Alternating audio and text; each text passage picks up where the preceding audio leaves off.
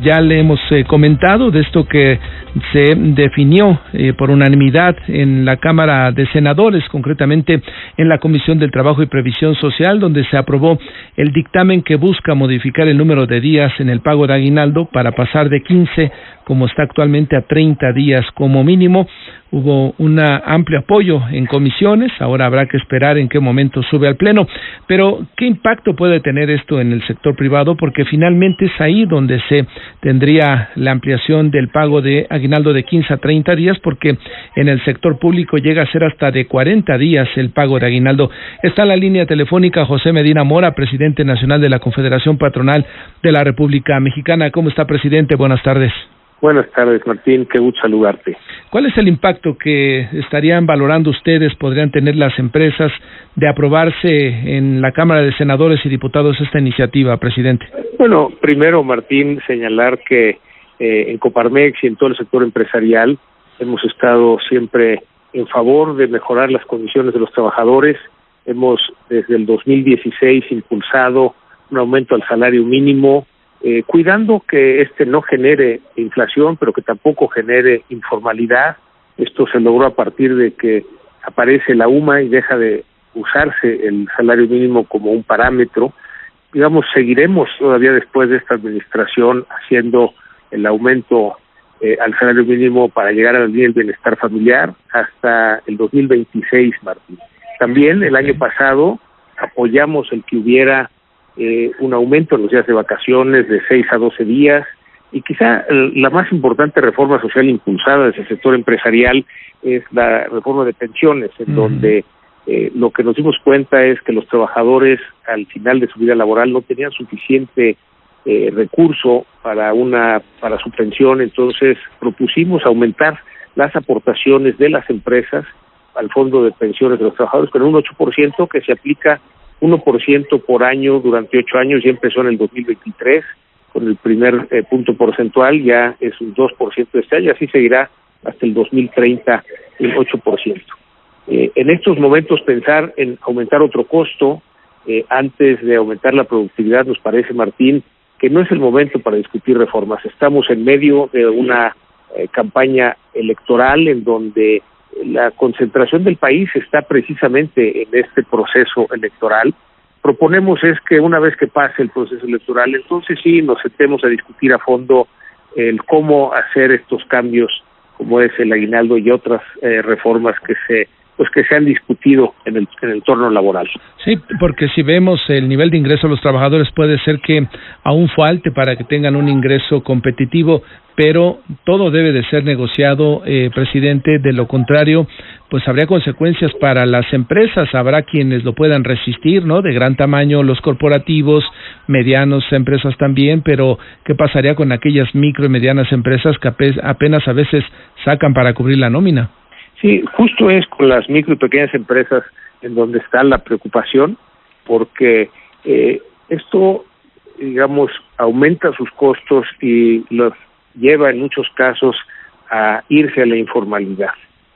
Por eso, digamos, hemos tenido mucho cuidado en las propuestas de aumento al salario mínimo para irlo haciendo gradualmente, pero cuando se quiere aumentar todo al mismo tiempo, es decir, no nada más el salario mínimo, no nada más las aportaciones al fondo de pensiones, sino también las vacaciones, ahora el aguinaldo, en fin, y otras que pues se han discutido, pues nos parece que tenemos que voltear a ver cómo está la productividad del país, que es precisamente el parámetro que tenemos que cuidar.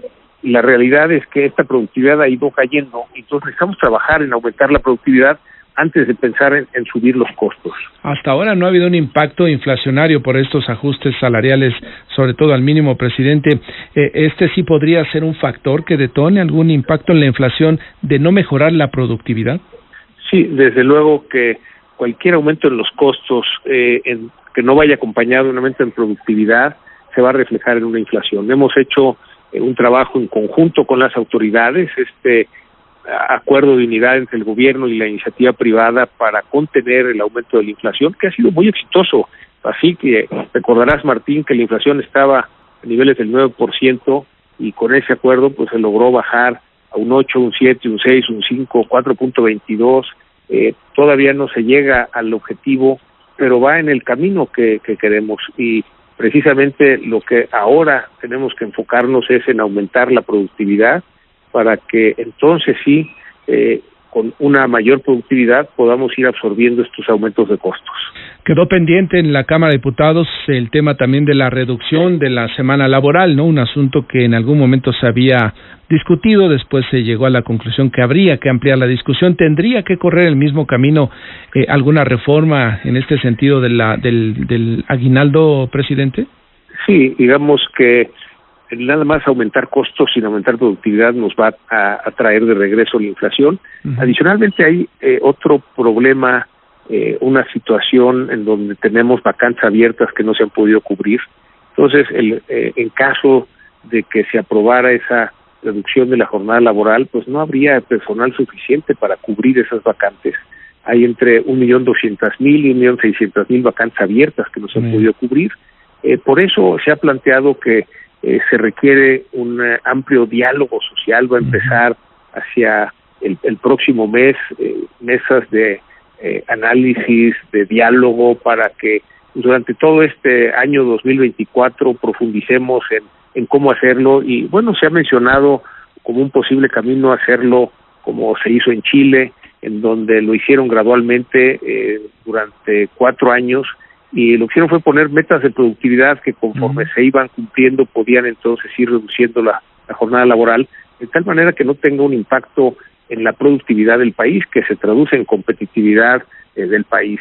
Por eso la postura es, sí, está bien, las apoyamos, pero necesitamos hacer un amplio diálogo social para lograr aumentar la productividad y que con esto logremos, desde luego, mejorar las condiciones a los trabajadores, pero sin que esto afecte la productividad y competitividad del país. Una última pregunta, y aprovechando su presencia aquí en Enfoque Noticias, hoy se confirmó que Canadá va a solicitar visa para mexicanos que quieran ir a vacacionar y que no tengan una visa norteamericana o antecedentes de haber visitado Canadá sin mayor contratiempo, y el gobierno federal a través de la Secretaría de Relaciones Exteriores dice que podría haber reciprocidad. ¿Nos conviene entrar en una guerra de visas, presidente? Le pregunto a ustedes desde el punto de vista. No nos conviene. México es un país que ha sido altamente favorecido por el turismo, y por eso tenemos que tener las puertas abiertas al turismo.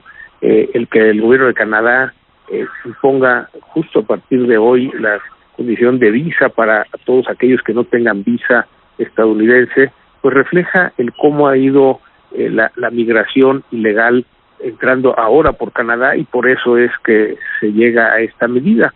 Desde luego estamos a favor de la migración, pero esta debe ser ordenada. De hecho, Martín, te comento que estamos trabajando con migrantes que están en México, que tienen calidad de refugiados, para incorporarlos a la vida laboral. Ya son varias empresas que han abierto sus puertas, cadenas de tiendas de conveniencia, en donde pues una sola tiene ya más de 1,800 refugiados trabajando en el país con los papeles.